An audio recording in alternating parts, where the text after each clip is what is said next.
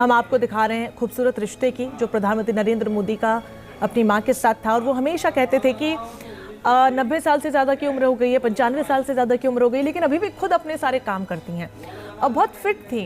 कभी इससे पहले बीमार नहीं हुई, जैसे कि हमारे सहयोगी भी बता रहे थे कि कुछ सालों पहले वो बीमार पड़ी थी, उसके बाद उम्र के इस पड़ाव पर वो बीमार भी नहीं पड़ी, कभी अस्पताल में उन्हें भर्ती करवाने की आवश्यकता नहीं यहाँ पर पड़ी। हालांकि उनके छोटे भाई से जब हमारे सहयोगी ने बात की तो उनका कहना था कि उम्र का ये पड़ाव है और इस तरीके की तकलीफें होती हैं, तो कहीं ना कहीं परिवार को भी थोड़ा संदेशा था कि हाँ, तबीयत ज़्यादा यहाँ से बिगड़ सकती है। लेकिन जब तबीयत में सुधार होने लगा था तो प्रधानमंत्री वापस माँ को देखने के बाद दिल्ली लौट आए थे। देश भर से दुआओं का दौर भी लगातार जारी था, लेकिन आज सुबह जब ये हुआ तो प्रधानमंत्री ने खुद सुबह 6:02 पर तकरीबन ये ट्वीट करके इस खबर की पुष्टि की है। और अब अहमदाबाद भी वो कुछ देर में पहुंचेंगे और अहमदाबाद के अस्पताल में उनकी मां भर्ती थी, जहां पर 100 साल की उम्र में उन्होंने अंतिम सांस ली। विकास जी, 100 साल उम्र उनकी थी और एक 100 साल की उम्र जो है पूरी उम्र मानी जाती है। मणिनगर विधानसभा से अमोल भट्ट साहब एक बार फिर से जुड़ गए। विकास, आपका रुख करूंगी। सर, बहुत स्वागत है न्यूज नेशन पर आपका। बेहद दुखद खबर यहाँ पर प्रधानमंत्री नरेंद्र मोदी की मां ने 100 साल की उम्र में अंतिम सांस ली। पूरे परिवार के लिए दुख का क्षण। मैं आपके माध्यम से पूरे परिवार के लिए और देश के लिए बड़ी दुखद समाचार है।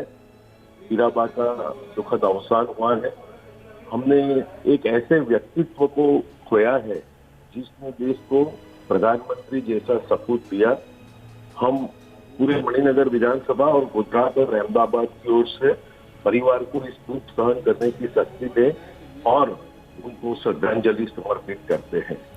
बिल्कुल अमूल जी, लगातार हम उन क्षणों को दिखा रहे हैं, उन क्लिपिंग्स को भी सुनवा रहे हैं जहां पर प्रधानमंत्री नरेंद्र मोदी हमेशा अपनी मां का जिक्र करते थे।